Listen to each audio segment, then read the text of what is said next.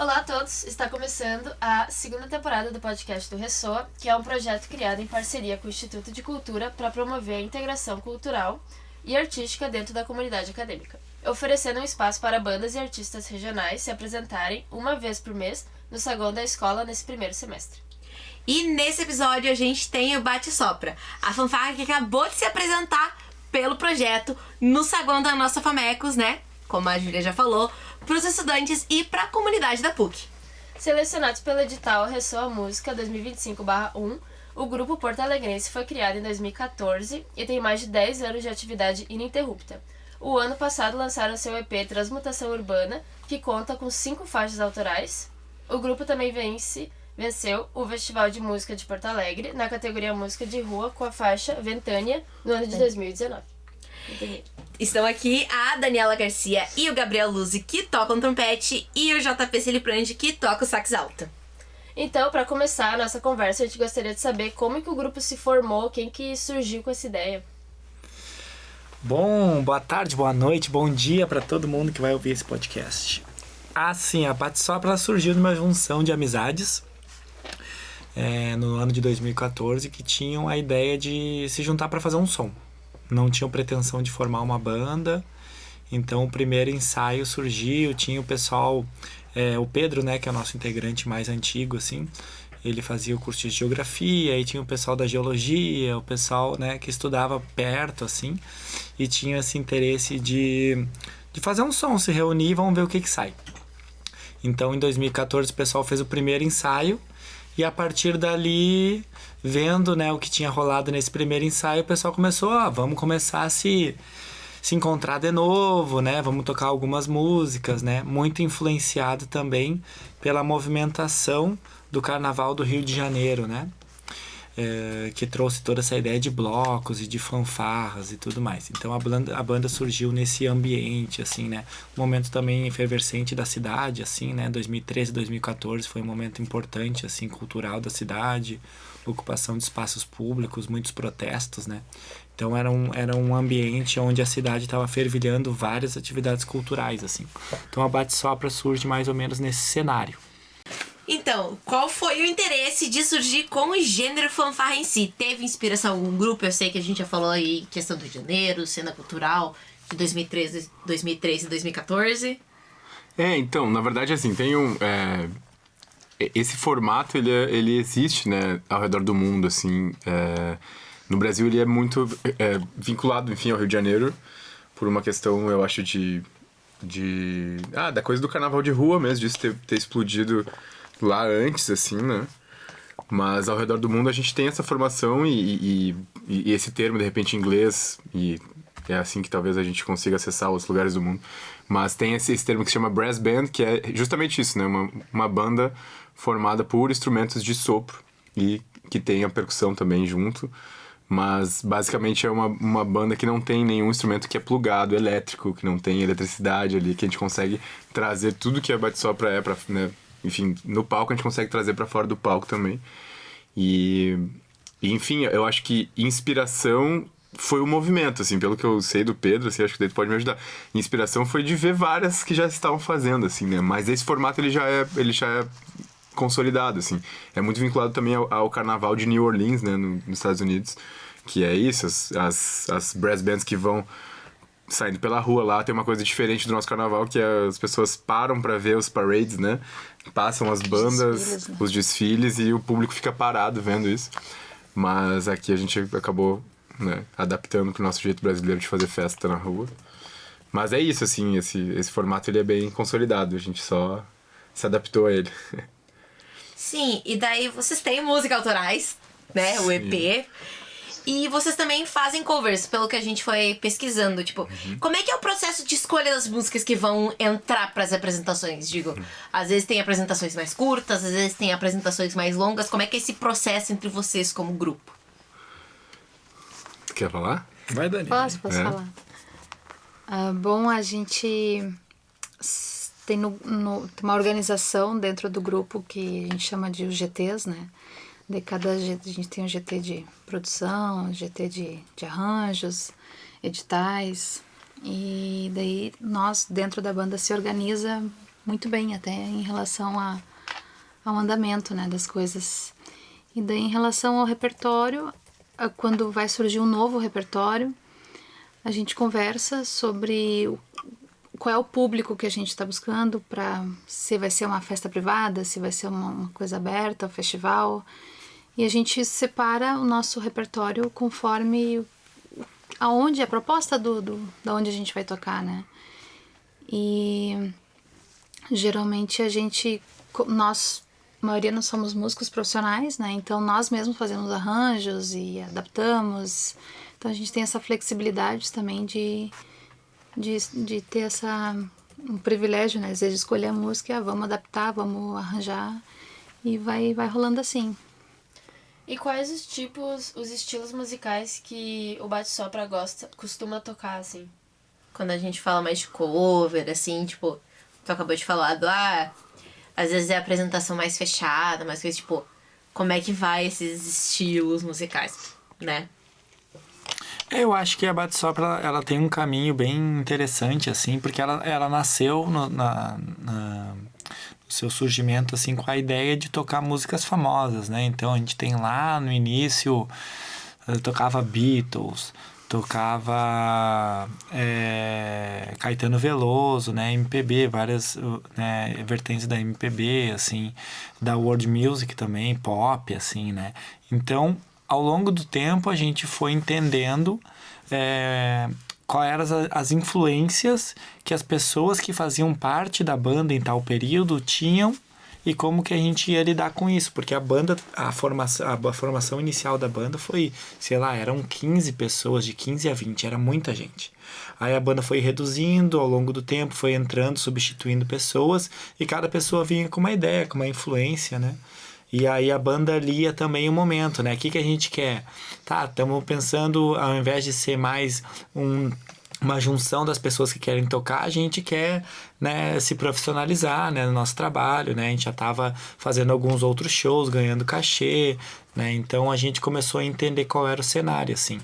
Aí veio a ideia de fazer as primeiras músicas autorais ali, ano de 2016 para 2017, vieram as primeiras músicas, Retorno a Marte, que está no nosso EP, e Ventania foram as duas primeiras músicas a surgirem, assim. Retorno a Marte, que é do nosso amigo Martin, né, o nosso trombonista. E aí as músicas autorais vieram, mas a gente sempre entendendo, a gente precisa ter um repertório que atenda a essa demanda aqui. Bom, agora a gente vai começar a tocar mais em festivais, a gente vai mais pro lado das brass band, né? A gente vai tocar no casamento, a gente vai mais pro lado das músicas famosas que bombam nos casamentos. Então a gente vai entendendo isso, né? Foi entendendo isso ao longo do tempo. E aí a música, tudo depende também da música, né? Depende se ela é possível na questão do arranjo, né? Como a gente tem essa instrumentalização, tem músicas que são super legais que às vezes não funcionam na nossa instrumentalização. Então a gente precisa escolher a música, ver qual é a onda da música, ver se a gente consegue fazer algum rearranjo de alguma outra fanfarra do Brasil que faça. A gente pede o arranjo, vê se a gente consegue, né? Então agora a gente está nesse momento de fazer um novo repertório do nosso baile, por exemplo. Então a gente escolheu músicas diferentes um pouco das quais a gente tocava nesse universo e aí trouxe algumas outras influências, né? Então a gente tá, inclusive, pode divulgar a agenda? Eu ia deixar depois. Pro final. Então tá, daqui um pouco, gente, vocês vão saber. Então em breve a gente vai ter um show especial só com o repertório baile da Bate-Sopra novo. Então a gente tem esse repertório aí que tu perguntou antes, né, de músicas que a gente toca de covers e tal, mas hoje em dia a gente tá com um show aberto, por exemplo, esse show aí que a gente vai fazer, que logo vocês vão saber, tem muitas influências das brass bands, né, então a gente tá com um show que se comunica mais com as nossas músicas autorais. E não tanto como um repertório baile, assim. Então são mais ou menos essa diferenciação. Aquilo que tu trouxe antes aqui nos bastidores, que as músicas fazem, né, esse contorno, tá lá em cima, depois cai. Então essas mesclas de sensações, assim, a gente tenta colocar no nosso repertório como um todo, tanto nas autorais quanto as que vão entrar no nosso repertório como releitura, assim. Que legal. E aproveitando que tu falou antes da quantidade de pessoas que já foram do Bate-Sopra, a banda já teve diversas formações ao longo dos anos, né? Como se deu essa formação atual e quem foram os últimos integrantes, assim, de juntarem a fanfarra? Na verdade foi o Dani e o Gustavo, né, os últimos a entrar. Eu particularmente, eu conheço e faço parte da Bate-Sopra antes mesmo de tocar, porque era uma banda que eu via muito na rua, de estar na rua vendo, assim, e eu, gostava muito, assim, tava sempre acompanhando e tal. Eu lembro que em 2019 a gente foi pra um festival, existe um festival no Brasil, um festival de fanfarras que se chama Ronk, ele vai inclusive acontecer em Porto Alegre agora no final de abril, começo de maio, mas esse festival ele acontece em várias capitais do Brasil e eu fui acompanhando a Bate-Sopra no Ronk de Brasília em 2019 e como eu, enfim, trabalho com audiovisual também, tava lá fazendo registro da banda e tal, acabei montando o primeiro clipe da primeira música autoral da banda. E aí, então a minha história na Bate-Sopra ela já começa assim, muito desse lugar de admiração. E pensando na minha história musical, pensando assim, pô, esse é um lugar que eu queria estar mesmo, assim. Já era fã? Já era mais do que fã, já era membro ali, camisa 12, assim, né? Mas é isso, daí o convite pra mim entrar na Bate-Sopra, ele chegou no meio da pandemia, num tempo muito difícil, assim, que a gente não tava podendo nem ensaiar, assim, né? Então, aconteceu a outra percussionista que tínhamos, ela saiu da banda e a Carolis, nossa atual percussionista de instrumentos leves ali, tocava sax alto. E ela sempre quis tocar percussão, então vagou esse lugar do sax, a Carol foi pra percussão e eu entrei no sax. E a Dani veio... Acho que é legal tu contar essa história, que é muito massa. Eu quero saber, eu tava esperando. Tava esperando o ganchinho de chamar a tua história. Eu e o Gustavo entramos juntos, né? O Gustavo é o rapaz que toca tuba. E já faz 3 anos, né? Vai fazer 4 anos em agosto. E na verdade foi um pouco engraçado assim a forma que eu entrei, porque na real eu não conhecia ninguém da banda. Eu tinha recém voltado para Porto Alegre depois de ter morado 15 anos fora praticamente. Eu não conhecia ninguém, mas eu tinha visto a Amandinha, que era uma trompetista que tocava, numa live aí, por acaso, durante a pandemia também. E daí eu vi que, quando eu voltei pra Porto Alegre, eu falei, vou entrar em contato com essa guria que toca trompete, porque é difícil ver a guria tocando trompete, né? E daí eu descobri que ela não tava mais na banda. E eu, não tá mais na banda. Daí eu já pensei, então essa vaga tá livre. E daí eu fui lá, como eu também não conhecia ela, né? Eu só fui lá no Instagram, mandei uma mensagem pra banda. Oi, tudo bem? Eu sou a Dani, toco trompete, tô por aí, né? Se vocês quiserem alguém precisando de trompete, tô aí e tal. Daí sei que o pessoal se reuniu ali, fez uma reunião. O timing foi muito perfeito, assim. A Mandinha tinha recém saído e a Mandinha ela saiu porque ela se mudou pro Rio de Janeiro. Então nem foi uma coisa de... Acho que, inclusive, se a Mandinha tivesse ficado aí, era capaz de vocês 3 estar tocando trompete, assim, tá ligado? Mas é isso, assim, o timing foi muito perfeito e quando veio a gente tava batendo cabeça pra saber quem ia tocar trompete, entrou a mensagem da Dani, assim, ficou todo mundo, é isso? É quase que um destino, assim, tipo, o destino colocou os dois momentos do mesmo lugar. E daí isso foi em agosto de 2021, se eu não me engano. A gente foi se encontrar mesmo pessoalmente, foi em novembro de 2021. A gente só se encontrava semanalmente online. E daí foi assim que eu entrei pra banda. E a banda, enfim, se tornou uma família, né? Foi maravilhoso. E desde então tô aí. Já teve algum momento que faltou algum instrumento? Ou tipo, que como é grande, tipo, faltar, tipo, tamo sem... tá fazendo falta esse aqui, a gente precisa achar alguém, alguma coisa assim. E começa essa procura, assim. Olha, eu acho que assim, justamente eu acho que foi ao contrário o nosso processo. Começou a sair instrumento. Foi esse processo, tipo assim, né? A banda tinha, sei lá, na sua formação inicial, uns 4 ou 5 trombones. Aí tinha 5, 6 trompetes. Aí sax não tinha. O primeiro sax que foi entrar na banda foi a Carolis. Então a gente não tinha, a gente era uma brass de trompete e trombone. E tuba também não tinha. A gente foi ter tuba do trombonista que saiu do trombone e foi tocar tuba. Então era uma viagem, assim, a nossa formação era mais trompete e trombone, assim. Então, o primeiro sax foi entrar foi a Carolis, e aí é isso, as pessoas foram saindo da banda, porque a banda começou a ter um outro ritmo, né? De ensaio, de apresentação, de demanda, né? Tinha as pessoas que tinham vários outros trabalhos que não podiam estar na banda, não podiam estar aquele compromisso, não podiam se dedicar ao instrumento como a banda estava, né, precisando no momento, enfim, né? Já não era mais um hobby, era um trabalho, era profissão, assim, né? Então, com esses ajustes todos, foram justamente isso. Foram saindo instrumentos até a gente chegar nessa formação mais equilibrada, de um trombone. Às vezes a gente se fala, um trombone a mais, quem sabe, daria um peso. Enfim, a gente fala. Agora a Dani também está fazendo eufone, né, o bombardino, em algumas músicas, que é um instrumento mais grave também. Então, a gente sente um peso, dá uma vontadezinha de ter uma outra pessoa, mas... a gente, para além de uma banda com pessoas tocando instrumento, a gente é uma banda que tem um núcleo de amizade muito forte. Isso é importante para quem vai estar na banda também, né? Não é só pessoas que são integrantes da banda, é quem é e por que tá ali, como que pensa as coisas e como que a gente se alinha como um coletivo, assim mesmo, né? Então, não tá mais naquela onda de entra e sai para suprir, né? Então, se alguém sair da banda hoje em dia... a gente vai ter que pensar muito bem quem é essa pessoa que vai entrar, assim, né? Não é só porque ela toca bem, é quem é essa pessoa, né? Vamos pensar bem sobre. Mas acho que pegando essa pergunta, a gente também tem essa coisa da política de, tipo assim, a gente não acostuma apresentar se tá faltando uma pessoa. Porque uma coisa que eu tava falando, inclusive, é Fernanda? É Fernanda o nome dela, que tá de fora, né?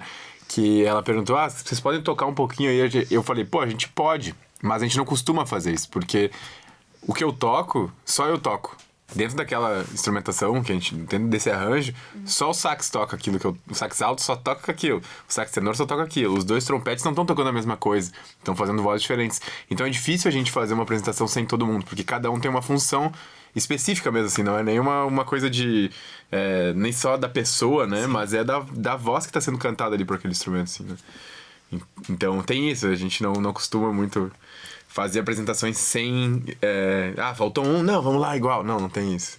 Sim, porque existe uma questão de composição e, querendo ou não, é um estilo que não tem voz, então Exato. Todo e qualquer sonzinho já faz uma baita diferença. E aí agora eu tenho uma pergunta, a gente tá falando do grupo ser grande, de variar. Obviamente todo mundo aqui tem suas inspirações, todo mundo tem os seus artistas. Como é que vocês conseguem integrar essas mini individualidades de cada um dentro das composições? Vamos dar exemplo dentro do EP. Tipo, como é que cada um trouxe a sua inspiração, o seu repertório e colocou ali dentro pra tornar, que assim, sendo bem sincero. Até nas autorais, né? Como é que vocês constroem a música de porque vocês? Pelo menos pelo que a gente tava ouvindo, tipo, é uma coisa muito bonita, é uma coisa muito animada. Eu falei, né, aquele ritmo dançante que, tipo, é uma coisinha de cada um. Como é que vocês compõem isso? Bom, posso só falar um pouquinho? Manda ver. Assim, minha visão desses últimos 3 anos, né, é que as músicas, elas foram se transmutando também, né? Elas se modificam muito. E, por exemplo, o Retorno a Marte, que foi a primeira música autoral da banda, se for escutar realmente a primeira versão com a que foi realmente gravada no EP, são 2 músicas completamente diferentes. É outra cor, assim. Esses dias o JP trouxe a gravação do Jacarandá, a primeira gravação, tu tinha gravado, lembra? E, gente, não é completamente diferente do que a gente toca agora, assim. As coisas, elas vão se mudando. E essa última que surgiu agora, o Floriana, foi bem legal ver esse processo, porque foi a mais recente. A gente não fazia um tempo que não participava desse processo desde o início da música, que o Luzi trouxe essa música dele. E daí a gente toca ela pra sentir o groove e tal. E daí depois cada um vai dando uma ideia do tipo, eu acho que vai ficar mais legal assim, esse instrumento, e quem sabe tira aqui, coloca ali. E daí cada um vai dando uma opinião e sugerindo coisas, né? E construindo. E ela vai se modificando, inclusive no último ensaio, né? Foi a diferença de colocar um ganzá ali. Vamos tirar o agogô e colocar o ganzá nessa última parte. Nossa, já deu um outro brilho na música. E essas coisas vão surgindo conforme a gente vai tocando, vai sentindo, vai experimentando. Mas o processo tipo assim, o processo de composição mesmo, ele já é também muito... A não ser pro Floriano, que é essa música que a Dani tava falando agora, que foi mais trazida já quase pronta, assim, pelo Gabi. As outras é muito mesa de ideia, assim. Muito parecido com qualquer, sei lá, qualquer criação artística, assim, né? Sentar na mesa e tá, olha só, tenho isso. Vamos juntar com isso aqui? Quem sabe se a gente fazer isso aqui daquela tua ideia aqui? E é tipo uma coisa meio caldeirão, assim. A gente foi... Jacarandá mesmo, que é uma música do EP... Foi altos processos, altas reuniões minhas do Gabi no meio da pandemia, tanto presencial quanto... Opa, pode falar que na pandemia a gente tava se encontrando presencialmente, corta isso aí. Mas teve encontros presenciais e online, né? E é isso, cada vez mudava, cada vez nascia coisa nova, a gente trazia pra banda e a banda... Não, mas peraí, se a gente fizer isso, daí... É um processo bem coletivo mesmo, assim, de composição. Online deve ser bem difícil, né?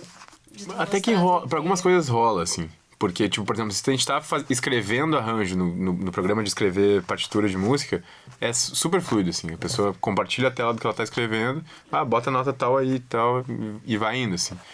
Mas eu acho que, pra ter ideias, é um pouco mais truncado mesmo, assim. Sim. Tem uma coisa, assim, da música instrumental que eu acho que reflete muito nas nossas músicas, que é isso, né? A pessoa tá lá, a pessoa que tá recebendo, ela não faz ideia de como essa música foi concebida, né? Porque ela tá fazendo a interpretação dela de acordo com, claro, né, a sonoridade da música, mas cada uma daquelas frases ali, ela, né, dos temas principais das músicas, elas vêm imbuídas de uma sensação do momento. E como é a música instrumental, ela traz milhões de possibilidades, né? E quando eu escuto uma música, dependendo se eu tô num dia feliz, eu sinto uma coisa. Quando eu escuto a mesma música, quando eu tô num dia meio bad, eu sinto uma outra coisa. Então, em cada camada, né, essas músicas tocam num outro lugar, assim. Posso contar a história de uma? Pode. Deve. Esses são os melhores.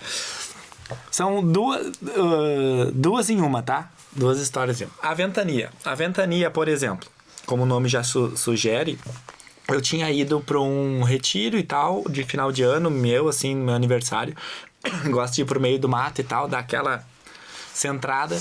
E aí tá, beleza, era um dia que tava muito sol. E aí, ao mesmo tempo que tinha sol, era muito vento. Ao mesmo tempo que era muito vento, já nublava e vinha nuvens de chuva. E aquelas nuvens mais densas. E tudo acontecendo num dia com muitos acontecimentos, assim. Aí tá, eu voltei da beira do rio. E aí era um dia, como eu tava no município de Maquiné. Quem não conhece, assim, ó, coisa mais linda do mundo. E lá a estrada é muito sinuosa, assim, cheia de curvas. Então a gente já escutava o vento nas árvores antes dele chegar na gente. Era uma coisa muito doida. Então tu ouvia aquela... E ele não tava em ti ainda, não tava em mim, mas eu já escutava que ele tava vindo.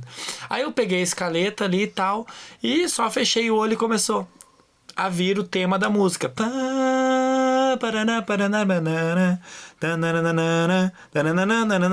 E aí eu peguei e gravei aquele tema. Aquele tema foi trazido para os ensaios. E aí eu trouxe as ideias eu quero que essa música aí, pensei que a música poderia ser um afrobeat. Aí tá, tem essa linha que eu pensei. E as coisas vão se compondo, né? As pessoas vão dando ideia, como todo mundo falou aqui, que é coletivo. E aí a terceira música que eu acho que a gente começou a fazer, a primeira, Retorno a Marte, que o Marte já trouxe, que ele sonhou. Ele tava em casa, sonhou, e aí tava no meio do sonho, acordou e foi direto pro piano. E começou a transcrever toda a música, assim, pra não esquecer a música. Foi um sonho muito doido. E aí tá, Olha a Chuva, que é a terceira música que a gente começou a trabalhar. A gente tava eu, Pedro, Ávila e Martin, talvez, acho que era isso. Não, Lucas, na época o nosso antigo tubista. E a gente tava na Praça do Aeromóvel, ensaiando Ventania. E aí daqui um pouco a gente começou a ouvir uns gritos. Olha a chuva, olha a chuva, olha a chuva. E a gente olhou, vários ambulantes estavam vendendo suas mercadorias. E no outro lado, a gente tava ali de frente pro gasômetro, né? Vindo de frente pro gasômetro, começou a vir a guarda municipal para prender o material da galera. Nesse rendezvous todo, assim, os ambulantes correndo, a guarda municipal entrando com uma Kombi, assim, e a gente ali, parou de tocar. E daqui um pouco eu parei assim, eu olhei, tá vindo uma coisa na minha cabeça aqui. E aí eu comecei a tocar o tema da música em cima do gritos de Olha a Chuva da galera. E aí a galera começou a tocar alguma coisa em cima e dali surgiu uma música de acordo com os acontecimentos da cidade. E eu acho que a Bate Sopra é muito isso. Ela se molda, tanto é que o nosso, inclusive, Thiago Padilha, ele, o nosso diretor de arte, professor aqui do Instituto também, foi uma pessoa fundamental para esse momento, transmutação urbana. Então essa ideia de transmutação urbana é justamente a nossa história. Estamos lá na rua, as coisas vão acontecendo, a gente vai absorvendo e vai trocando com o espaço também. Então o processo das composições também se dá muito a nossa vivência como musicista individualmente, mas o que a gente vive nos ronks, o que a gente vive nos carnavais, o que a gente vive no nosso dia a dia, assim, como instrumentista, assim, né? Ficou o spoiler aí, né, galera? Acho que olha a chuva é por causa da chuva. Não é da chuva, não. É chuva. Ai, que massa. Chuva conotativa. Sim, Isso é nossa, muito bah, legal. que história massa. Aí agora que vocês comentaram o carnaval, talvez a gente acabe trazendo uma coisa meio polêmica aí nesse meio, mas Vamos só lá, a gente falando a de gente carnaval aqui, né? Mas assim, vocês têm ligação com a cena carnavalesca da cidade, isso é praticamente inevitável, principalmente por ser fanfarra, seja também como grupo ou até pessoalmente. Falem como é que é essa ligação e se existe. Isso aí também eu já não consegui achar muita coisa, mas se existe essa parceria com um bloco de carnaval, com outros grupos de fanfarra, como é que funciona essa questão de carnaval, assim, com o grupo? Primeiro, acho que é legal a gente falar que o carnaval em si, ele é muito, muito, muito maior. Em Porto Alegre, né? Muito maior do que essa cena que a gente acaba fazendo parte, assim, né? Esse conceito ele é muito mais amplo, inclusive na sua questão historiográfica mesmo, assim, né? Os primeiros registros de blocos carnavalescos em Porto Alegre são de 1910, 1911. É uma cidade que tem cultura de carnaval demais, que tem um ataque frequente, né, das últimas prefeituras às escolas de samba, que realmente fazem esse carnaval há muito tempo. Inclusive, conversando com muitos mestres aí, pessoas que estão aí há muito tempo fazendo isso, tem uma característica do carnaval de Porto Alegre que acontecia nos anos 60, antes do carnaval ser tirado da Cidade Baixa, toda aquela situação, que era a presença muito grande dos sopros, né, dos trombones, principalmente trombones e trompetes, na folia, nos blocos, né? Era muito tocado os instrumentos de sopro, uma coisa que já se difere um pouco do carnaval carioca, das escolas de samba e tal. Enfim, acho que é legal começar falando disso porque às vezes a gente tem as pessoas que fazem parte dessa cena têm uma pretensão muito grande de falar, não, nós somos o carnaval. Não, calma. O carnaval ele é muito mais amplo, muito maior. E a gente chega com muito respeito, pisando bem devagarinho, assim. Mas da cena contemporânea, das coisas que acontecem, a gente tem muita ligação com muitas outras fanfarras e blocos de carnaval, né, da cidade, assim. Até porque é uma cena pequena, né? Se a gente for pensar no tamanho da população de Porto Alegre, a gente tem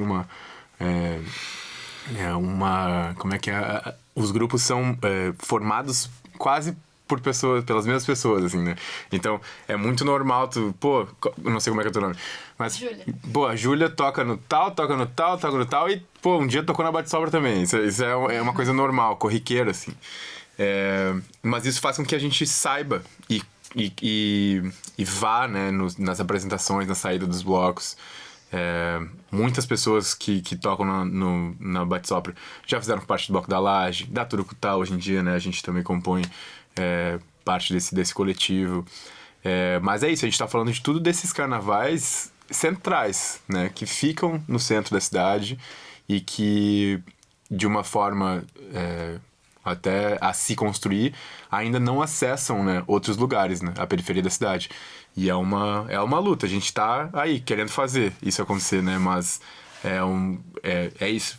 A fala é meio que pra gente entender que a coisa é mais ampla, né? E tem muito mais história do que a nossa história aqui. Sim, sim. E, agora é a questão meio polêmica que a gente falou de carnaval, de limitação. Pra vocês, assim, não chegou a afetar, essa questão de limitação do carnaval esse ano, que a gente teve uma grande... Não sei como dizer de uma forma delicada, mas É um ataque. é uma limitação, uma certa, não sei se aplica a palavra censura, mas a gente pode colocar nesse contexto, do carnaval de rua de Porto Alegre. Tipo, teve uma... Puxaram pra trás o que é uma história da cidade. Pode... A gente ficou em Porto Alegre. Esse é o segundo ano que eu fico, consecutivo, eu digo, né? Que eu fico em Porto Alegre pra entender mesmo o que tá acontecendo, pra ver quais são as possibilidades de trabalho que tem dentro da cidade nesse período. Enfim, né? Foi o que foi. Ano passado também aconteceu da mesma forma. Ano passado a gente tomou bomba na Cidade Baixa tocando, assim. Esse ano não aconteceu. Mas o ocorrido na sexta-feira de carnaval esse ano, que não dá pra esquecer, não dá pra gente ignorar, foi uma barbárie, né? Foi um troço horrível de ter visto aquelas cenas horríveis, né? E os relatos das pessoas são que, na verdade, não teve nenhuma questão de horário. Esse ocorrido aconteceu, era 11 da noite, e sendo que a gente frequenta a Cidade Baixa normalmente tem movimento até as 2 da manhã e sem nenhum problema. A cidade estava vazia, estava com menos gente na Cidade Baixa, inclusive. E o contingente da brigada era absurdamente maior do que até as pessoas que estavam naquele lugar, assim. Era literalmente 2 policiais a cada esquina, assim, coisa que a gente nunca tinha visto. E na segunda-feira de carnaval a gente organizou, enfim, de uma forma meio autônoma, assim, um bloco para sair, né, para sair um bloco. A gente conseguiu fazer isso acontecer, mas a gente saiu cedo, né? A gente saiu com o bloco, era 7 da noite, assim. E não teve repressão policial, mas teve um momento que eles chegaram e falaram assim, galera, acabou. Já era umas 9h30, assim, eles chegaram já com cavalaria e falaram assim, deu. E aí a gente já tinha tocado 2 horas, a gente decidiu também... Tá. Mas é isso, assim, essa afronta, ela é um projeto, a gente sabe que isso é um projeto, né? A Cidade Baixa passa por esse processo de gentrificação, de grandes empreiteiras, tirando a característica principal do bairro, né? E o que eu entendo que eles querem é tirar essa coisa boêmia, e o carnaval é da Cidade Baixa, né? Isso é muito louco de perceber, assim, vai né, pesquisar na história de Porto Alegre. A Cidade Baixa e o Carnaval, eles têm uma ligação intrínseca. É um outro, na verdade. Então, isso é uma coisa que eu fico realmente bem de cara, assim, e não entendendo, né? Como que os gestores não conseguem perceber e a potência que né? A potência econômica, a geração de emprego, tudo que gera esses 5 dias que a gente tem de folia, né? Que o resto de todas as cidades do Brasil estão comemorando com show ao vivo, show de graça, fomento, toda essa... É uma cadeia enorme, né, de pessoas que se beneficiam disso, assim. E, enfim, fica o lamento aí mesmo. Pois meio que não afetou o grupo diretamente, mas de certa forma... É uma pena, né? Afeta um pouquinho a cultura que vem disso, não, sabe? É uma coisa bem complicada, infelizmente. Mas, mudando um pouco de assunto, por serem um grupo musical independente, como é que funciona a questão de apoio financeiro, seja em produção, equipamento, apresentação? Porque, né, tipo, eu cheguei a ouvir o EP e, tipo, é bem produzido, assim, a gente sabe que... Infelizmente, vivemos numa sociedade capitalista e precisamos de um apoio sempre. Uhum.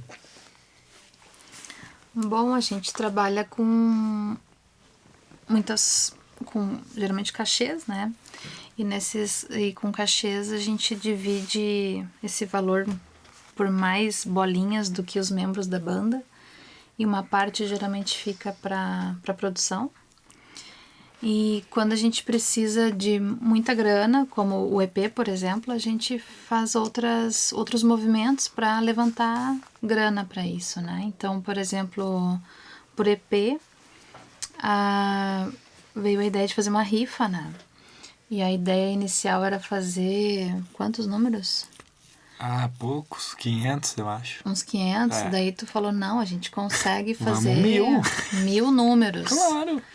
Mas eu lembro disso aí, eu fiquei assim, não, 1000, a gente não vai conseguir vender 1000 rifas. 1000 números por R$10, né? R$10 cada um, então, e a gente vendeu os 1000 números. Vendemos, ainda faltou, né? Tinha gente que queria ainda. Mais, né?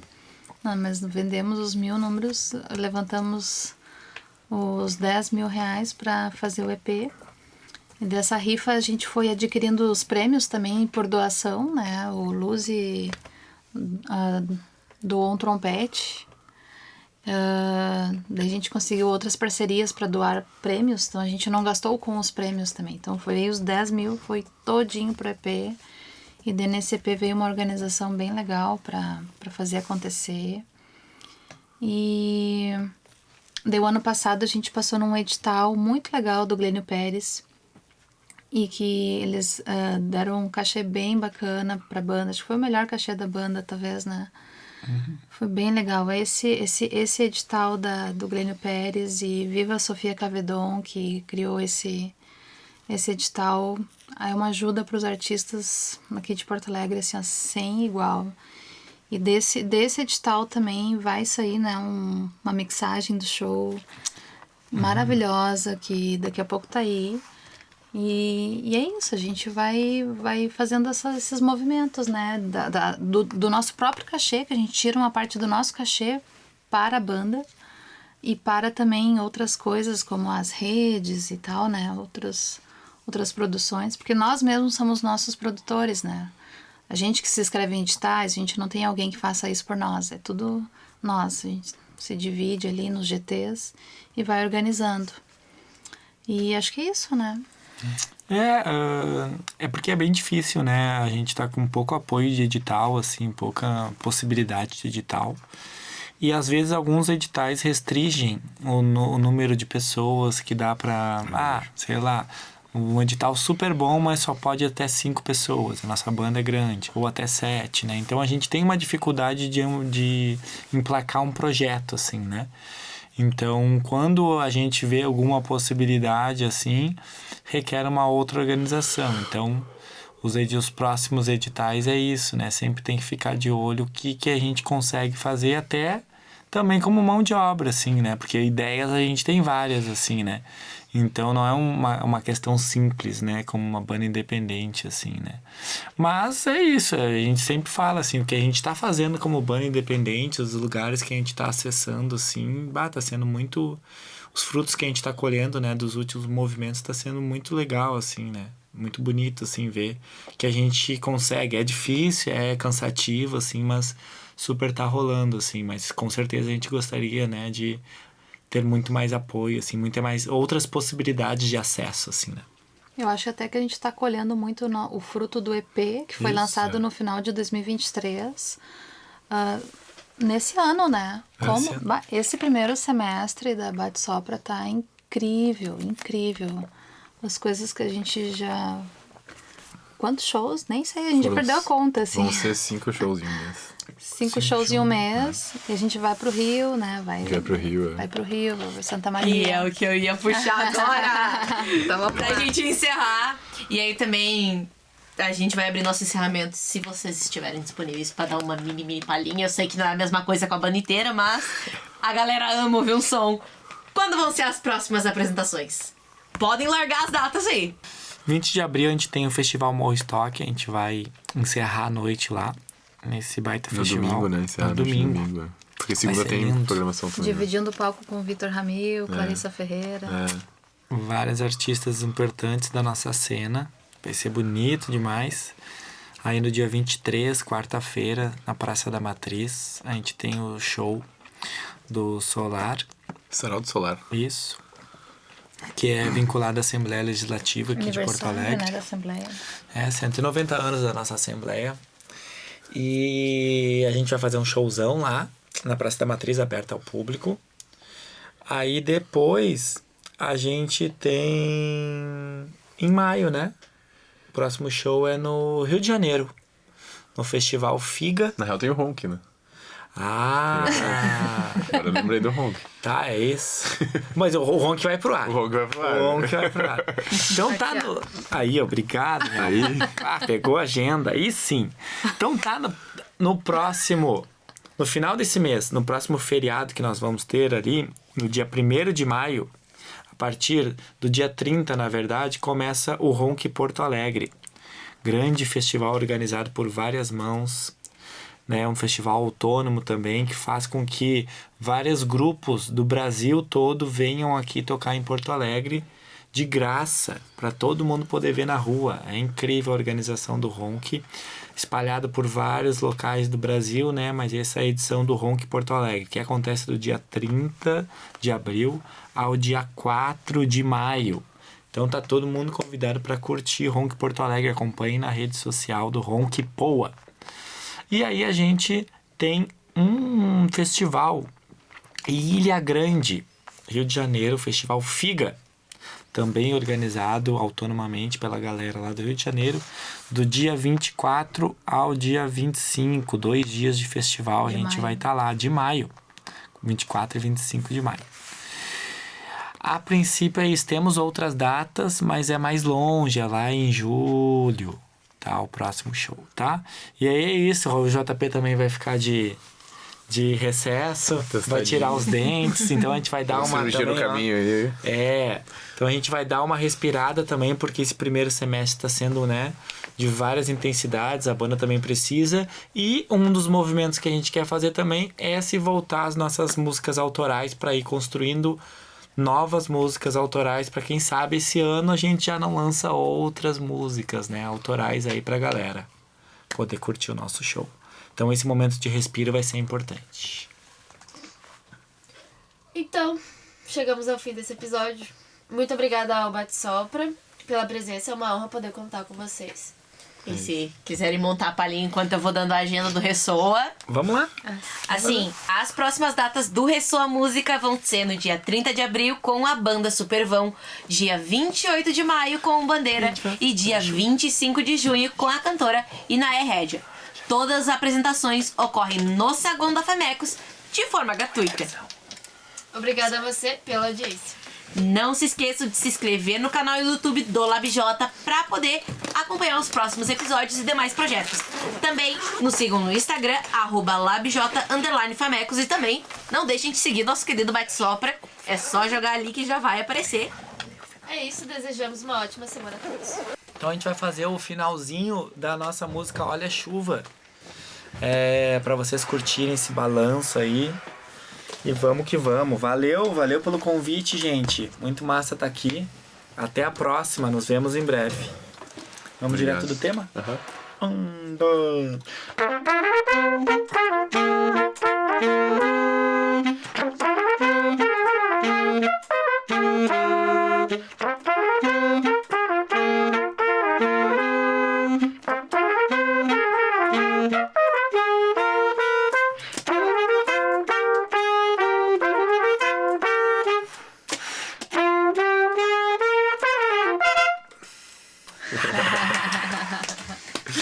Valeu, gente. Muito obrigado.